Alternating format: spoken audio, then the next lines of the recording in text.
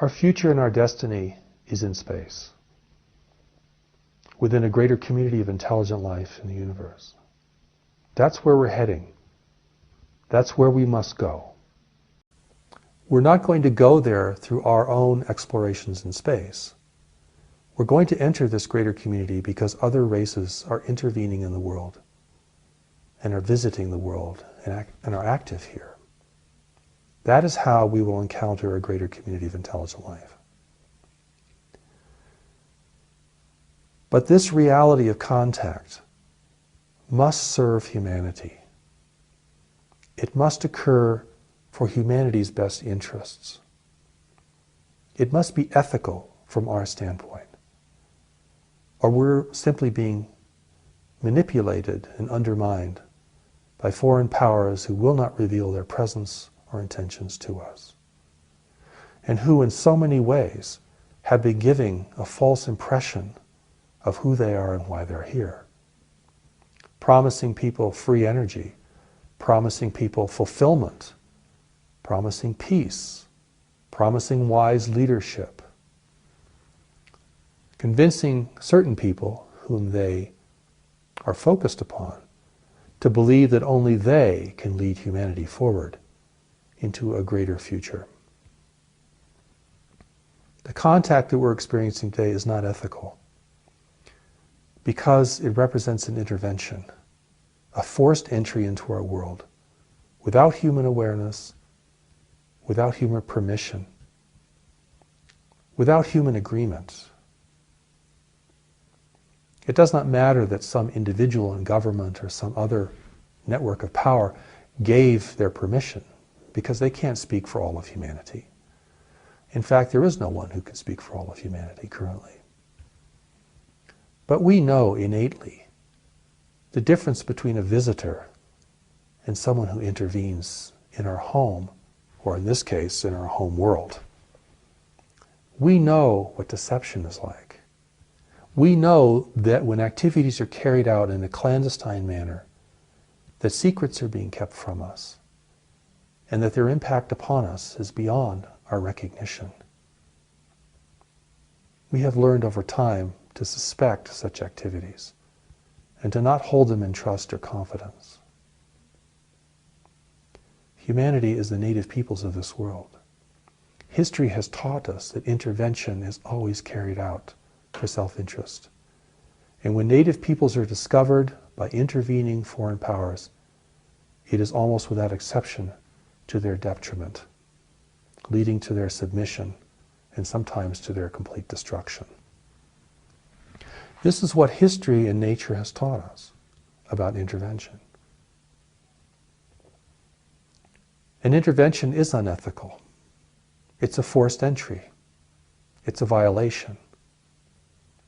And the Allies of Humanity briefings reveal that all the extraterrestrial races who are here in the world today, interfering in human affairs, are part of this intervention.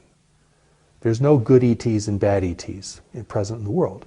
And the reason for that is if our real allies came here, they would know that we could not tell friend from foe, and that their presence here could only confuse us even more about how to regard visitation and how to respond.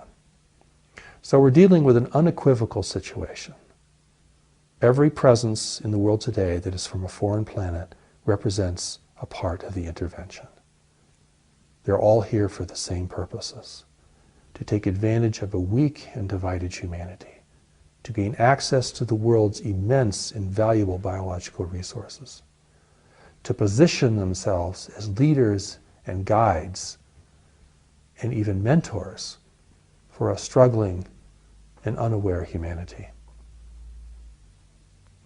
Taking people against their will in an abduction scenario, subjecting them to cruel experiments, doing powerful mind control exercises upon them, leaving them psychologically damaged, leaving them without a sense of self-determination, is truly an unethical form of contact. And when you begin to look at the activities of the intervention as they're revealed through the Allies of Humanity briefings, you begin to see that this really is an attempt to undermine and to gain control of human awareness and human understanding.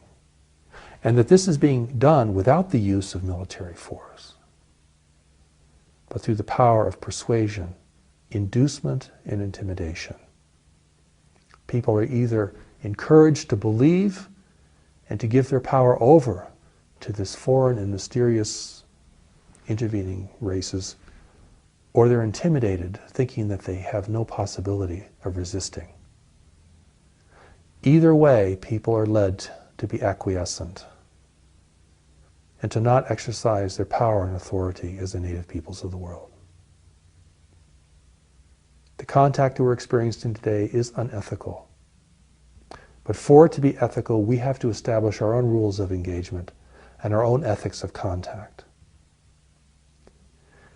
The Declaration of Human Sovereignty, which is a beautiful document that has been created by people who have been inspired and illuminated by the Allies of Humanity briefings, is giving us an idea of what a declaration of human sovereignty, a declaration where we are demonstrating what ethical contact is to us, would actually look like.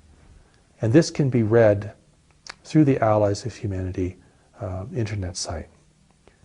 It's a very important document, and it gives us power and authority and self-determination in the universe.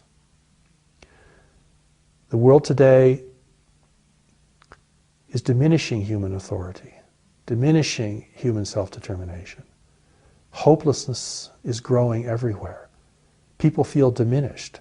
They feel they have no power to respond. They feel oppressed, controlled, and manipulated by human authority figures and institutions of government, religion, and commerce. But really, humanity has a great power and a great spirit. And we have to reclaim that power and spirit if we're going to be powerful in the universe, if we're going to be recognized and respected by other powerful nations. At present, we're weak and divided stewards of this planet, and we are not garnering respect. In fact, it is our destruction of the natural environment that has brought this intervention to our shores. And now we have to face this and deal with it.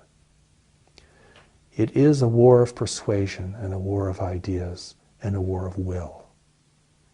It is our will and our power that must rise to the fore if we are to be a self-determined people and a free and sovereign race in this world. We are to maintain that and to build that and to secure that into the future as we undergo this emergence into a greater community of intelligent life in the universe.